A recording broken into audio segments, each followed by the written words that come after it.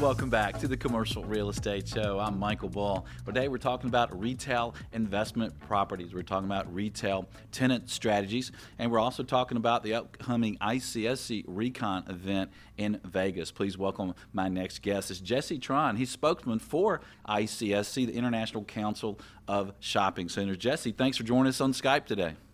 Michael, thanks as always for having me. Really appreciate it. And Jesse is on Skype using technology. He's in New York. I'm in the Atlanta studio today. And Jesse, we're going to talk about Recon. It's really the global event for retail real estate. But before we do that, you know, it's tax day recently passed, and I had to pay taxes, but a lot of people have been getting refunds. How significant is that on the retail industry?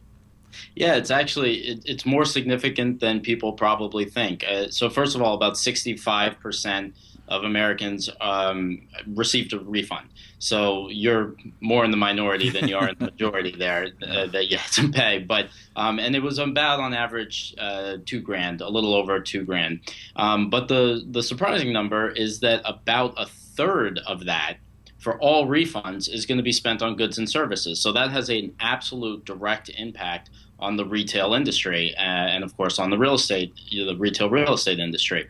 And so we are seeing people spending those refunds. About 4 out of 5, 80% are going to be spending them in physical stores. So that's a good thing for shopping centers, of course. But the one thing to note about these refunds is they're very similar to gift cards post-holiday season in that it's spread out. So people don't spend it all at once in one shot in one store. They're more likely to do that if they're going to be spending that refund on travel or if they're going to invest it or save it or pay down debt. But when they're spending it on goods and services, they tend to stagger those purchases a little bit. So that's something to be aware of. But, you know, a third of all those refunds, that's going to be coming back directly into the economy in the form of consumption. Well, and the consumers really are the big driver of the U.S. economy, so that's a great thing, and certainly of retail real estate. So JC, who are the winners in this tax refund deal? Who are the retailers that are getting the bulk of this spending?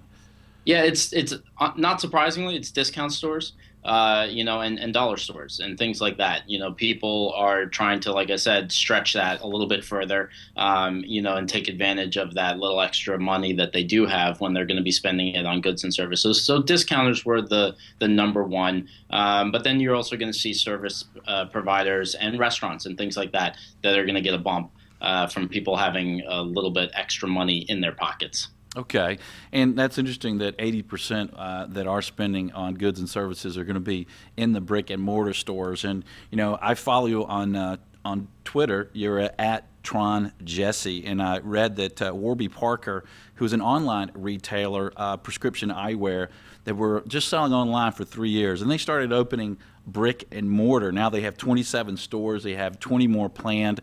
And so what's going on? I mean, are more of these retailers, online retailers, coming into shopping centers? Absolutely. It's a trend. Warby Parker is not alone in that. They're definitely one of the more high-profile ones. They're definitely expanding very quickly. But there are other companies like Bonobos, which is a men's retailer, Frank and Oak, Tummy to Teens, Warby Parker we mentioned, of course, but Blue Nile, which is the jewelry store, opened up its second physical location. And now, of course, the 800-pound elephant in the room, or the gorilla in the room, sorry, is Amazon. And they have now opened up their second store, or at least announced that they're going to be opening up their second store. And that one's going to be actually located in a mall. So it's very interesting that you're really seeing this trend, from clicks now to bricks, because retailers, these online retailers have realized that they're hitting a ceiling in terms of market share. You can only gain so much online, and to actually be able to go out and make that critical connection with the consumer that you need that physical presence. We are 100% squarely living in an omni-channel retail landscape. And to me, the physical location is the epicenter of that omni-channel landscape. That doesn't mean the other channels aren't important, but it's really the anchor. And sorry for the pun, we talk about anchors in retail real estate all the time, but the store is the anchor of that omni-channel retail landscape because it allows you to do everything else around it. It allows you to solve the last mile equation as a retailer. You can now obviously buy in store or browse in store. You can buy in line, pick up in store, you can buy online, ship to home, but return to store. So it just gives you so many more options to have that physical location. And critically, it makes that touch point with the consumer, which is a complete necessity in today's day and age because, at the article that you talked about Warby Parker, they mentioned 65% of consumers want that physical interaction. That's their number one reason for shopping in a store.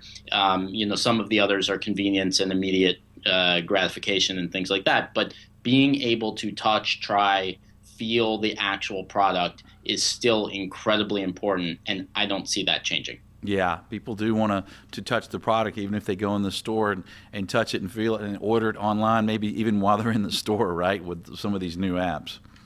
Well, they certainly can. I mean, we're seeing that, all of our surveys that we do around major holidays come back that at least 60%, if not more, of people are using their mobile device while they're physically standing in a store or a shopping center. Now, most of the time, what they're doing is research, but you could certainly buy, right from the app or right from your mobile phone, or you could go to the teller and they're gonna, order it for you if they don't have it in your size, and they'll ship it to your home, and then you can come back and return it, to the actual store and make that ease of return transaction so much cleaner as well.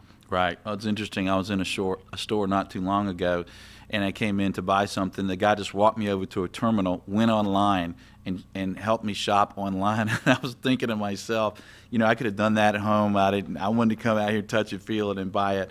Well, we're talking with Jesse Tron, spokesman for ICSC, and they're really the global association for the retail and real estate industry. And Jesse, you mentioned about these online retailers going into brick and mortar and expanding. Who are some of the other retailers that you guys see expanding out there today?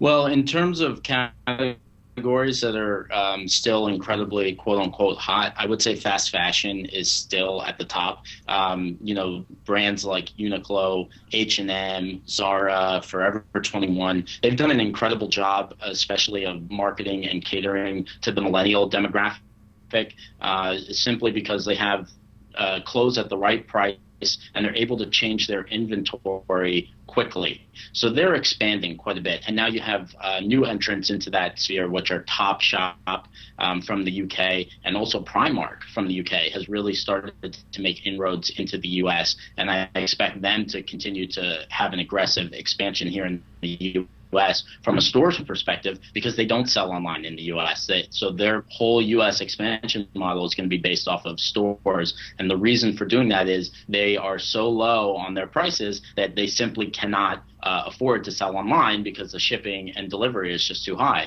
So they're really focused on bringing people into their stores. So that category I think is very important right now. Discounters also doing very well, I think, and dollar stores, they're continuing to expand. And then some of the more experiential offerings, I think we're definitely seeing restaurants, dining options of that nature, cafes, and then, other experiential things like entertainment. All right. Also, well, stay tuned. I want to ask Jesse about ICS Recon. Stay with us. We'll be right back.